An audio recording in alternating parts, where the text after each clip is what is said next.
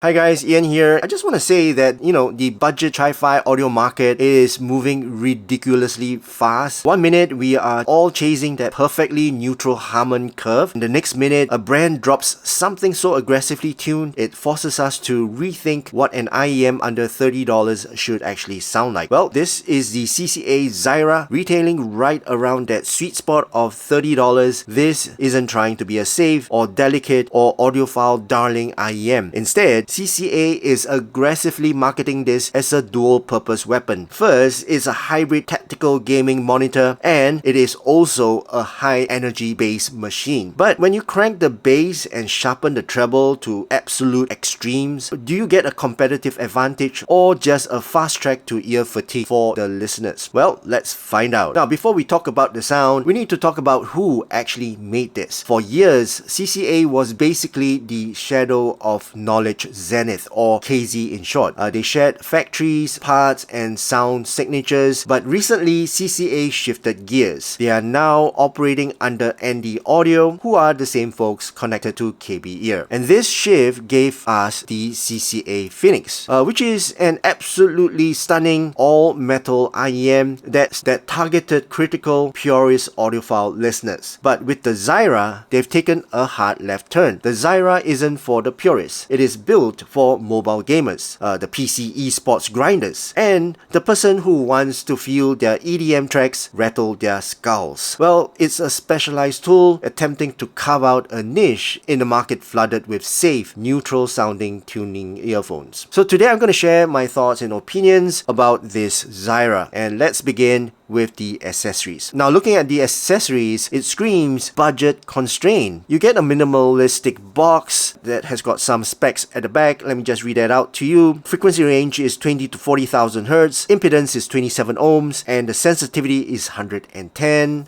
And inside that box, you get 3 sets of generic, flimsy, silicone ear tips that struggle to hold a seal, and that classic awful dual parallel wire cable. It tangles instantly, it refuses to lay flat, and out of the box it honestly smells a little bit like chemical plastic. So if you buy the Xyrra, please factor in the cost of aftermarket third-party ear tips and cables immediately. And it uses that protruding QDC 2-pin connector. So standard flush 2-pin connectors will look a little bit awkward on this IEM. But once you get past those annoying accessories, the earpiece itself is actually fantastic. CCA combined a premium unibody zinc alloy faceplate with a medical grade resin inner shell. They weigh just 6 grams per side. They sit perfectly flush in my ear concha. They don't create any physical hotspots, and they are incredibly comfortable to use for multi-hour gaming and listening sessions. The metal faceplate doesn't just look good, it adds physical density that reduces internal acoustic resonance. Now, inside these lightweight shells,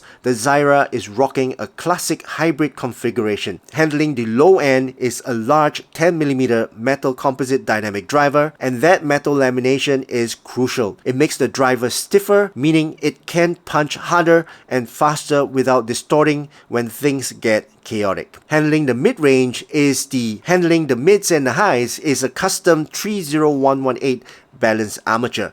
Now, these specific BA drivers are famous in the budget tier for producing razor sharp treble, and we're going to talk about exactly what that means for your ears in just a while. And also, don't worry about power. With an impedance of 27 ohms and a massive sensitivity of 110 decibels, and you can plug these straight into a potato and they will get deafeningly loud. My phone, my PC, my DAB, my dongles, my PS Portal, they all run the Xyrra effortlessly. CCA even sells a Type-C version with a built-in DSP chip for phones and devices without headphone jacks. Alright, so let's talk about the sound, and I'm gonna post my graph somewhere up here. Now, if I had to describe the Xyrra in one word, it would be aggressive. This is a heavy, energetic, classical, V-shaped tuned IEM. So let's begin with the bass. That 10mm dynamic driver moves a ton of air. The sub-bass rumble here is visceral. Now, if you listen to modern pop,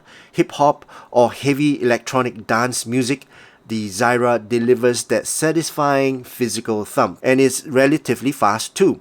So rapid double kick drums don't just smear into the muddy mess. Because there's so much mid-bass energy, it does sometimes bleed up into the lower mids. And that brings us to the mid-range, which is the weakest point of any V-shaped IEM, not just the Xyrra. And that brings us to the mid-range, which is the weakest point of any V-shaped tuned IEM. Because the bass and treble are pushed so far forward, human voices, especially male vocals, takes a massive backseat. They sound a bit hollowed out and distant away. So if you are buying an earphone to listen to acoustic indie music, jazz, or vocal-centric tracks, I would say this IEM is not for you. Alright, so now let's talk about the treble, and I need to issue a warning to you guys. The CCA Xyrra is spicy. That custom balance armature is tuned to extract every single surface level detail and shove it right into your eardrums. It creates this false sense of hyper resolution. Acoustic string plucks and cymbal crashes sound incredibly crisp at first, but at high volumes it quickly turns into piercing sibilance. S and T sounds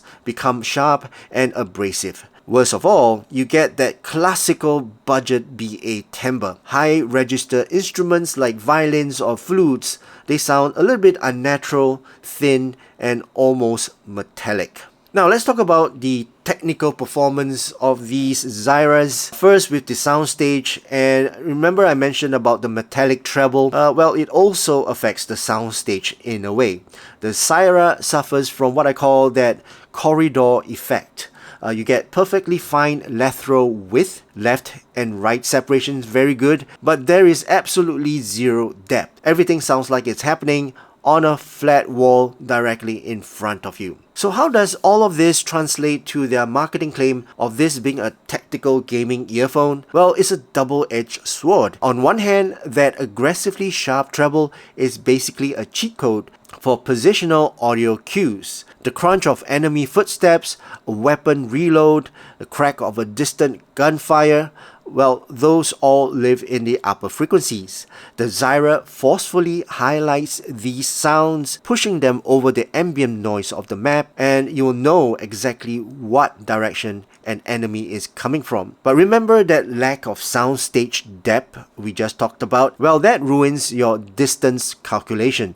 You hear the footsteps clearly to your left, but you'll struggle to tell if that player is 5 meters away right around the corner or 15 meters away down the hallway. It's great for casual tactical shooters, but at the absolute highest competitive echelons, that lack of depth is a deal breaker for me. So let's compare these with some other similarly priced IEM and decide where the Xyrra actually fits in the market. Well, if you want a safe, natural, fatigue-free experience that makes instruments sound real, you might want to consider the Warner or the Chu 2. The Xyrra, I would say, can't really compete with those two in terms of tonal accuracy. And also, if you are an absolute uncompromising basshead who just wants your brain rattled, the KZ Caster Bass Edition still hits harder and thicker than the Xyrra. Well, I would say the Xyrra sits in an awkward middle ground. It is essentially the replacement for the